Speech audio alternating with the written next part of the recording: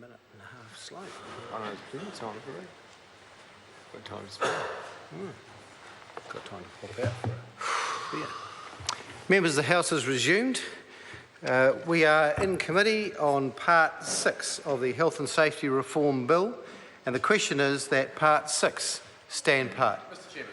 Ian Lees-Galloway. Thank you very much, Mr. Chairman. Part 6 of the Health and Safety Reform Bill is the part that contains amendments to other acts. As I'm sure people would appreciate, health and safety legislation does interact significantly with other pieces of legislation. It doesn't act in isolation, and therefore in developing a new health and safety regime, there have been included in the legislation amendments to some other pieces of legislation, in particular the Accident Compensation Act of 2001 and also the Hazardous Substances and Other Organisms Act. I'll begin this first contribution by discussing some of the changes to the Accident Compensation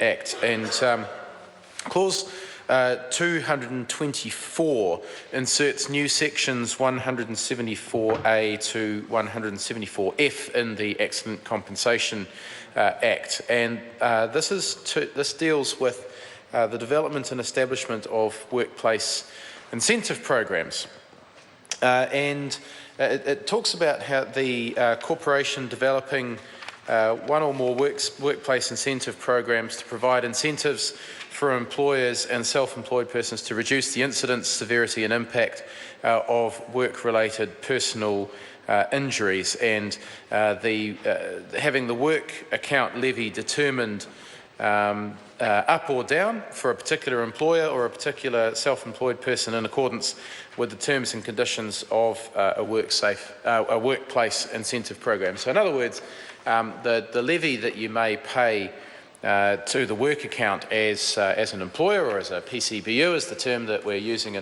in this legislation, may be determined by the safety record that you have, and this is to be done increasingly under this legislation in conjunction with WorkSafe, and the changes contained in this legislation prescribe the process to develop a workplace incentive program, which has to have regard to the extent to which the program is likely to lead to reductions in the incidence, severity and impact of work-related personal injuries, and to improvements in rehabilitation and durable return to work, and the extent to which the program may affect the work account levies by levy payers who are not participating in the program. And this is the bit where there's been a little bit of concern, and my colleague Sue Moroney has raised this, and I'm sure she will go into this into some depth. This was the area that she looked at most closely during the select committee process, around the question of is reducing levies the best indicator that an injury and prevention program is working appropriately.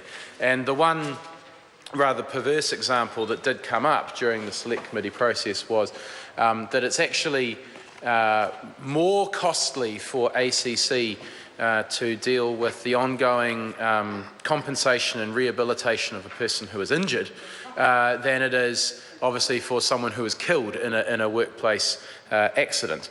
And so you could have the outcome where the worst result, someone being killed in an incident rather than injured, actually results in lower costs for the ACC.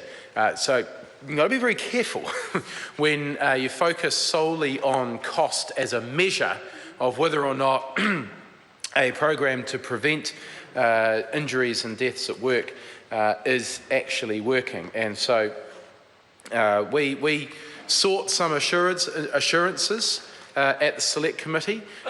Initially we thought we were getting those assurances, but the more advice we took and the more we examined this, we realised that actually there is, that it is possible that these perverse outcomes could happen, because the focus is very much on getting the cost of those levies down. Sir, the sections on the changes to the ACC Act also go on under Mr. Chairman. Ian Lees-Galloway. Under clause 249, inserting new sections 264A and 264B, and this deals with a workplace injury prevention and action plan. This is where the corporation, ACC, and WorkSafe must at all times have a workplace injury prevention action plan, something which I hope has been something that ACC has certainly been working on for a long time, and would have expected to have been in place in the past. The corporation and WorkSafe may amend the workplace injury prevention action plan at any time, must review the plan at least once every 3 years, and it has to outline all the prevention programs that will be undertaken by WorkSafe and the corporation, either jointly or separately, in the period to which the plan relates. And again, so the corporation and ACC have to lay out their priorities for injury prevention, but again, one of the priorities which is restated is this priority of getting the levies down, and again we warn that it's important that we take care not to confuse reducing levies with effective measures to prevent injury and death at work.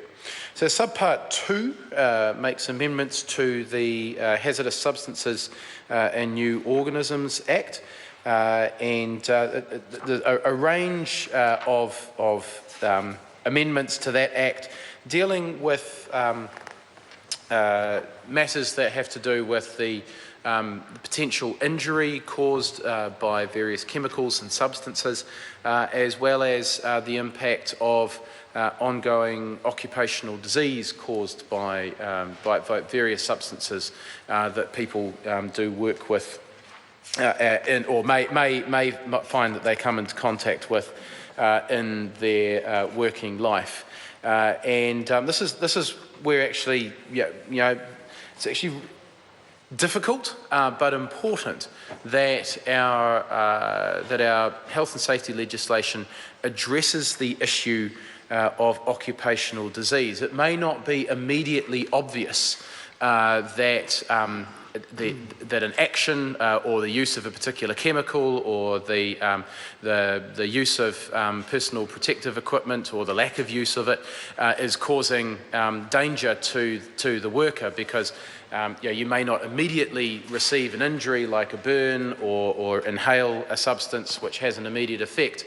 It may be that ongoing exposure to that particular substance over time causes has a long-term effect, and obviously this is something which we're far more mindful of today than we have been in the past. But often we can discover this a long way down the track. You don't realise at the time that it's causing damage, but further down the track it turns out that it has been causing damage. And so it's important that we're mindful of these matters.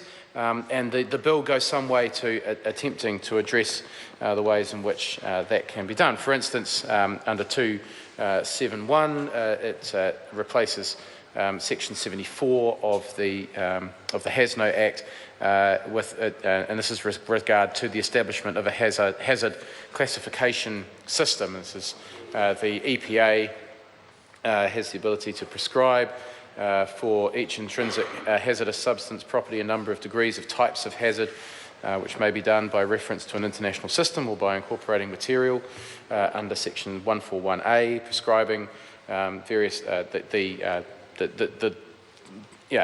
system of classifying different substances and therefore indicating the types of precautions that need to be taken in the use of those substances.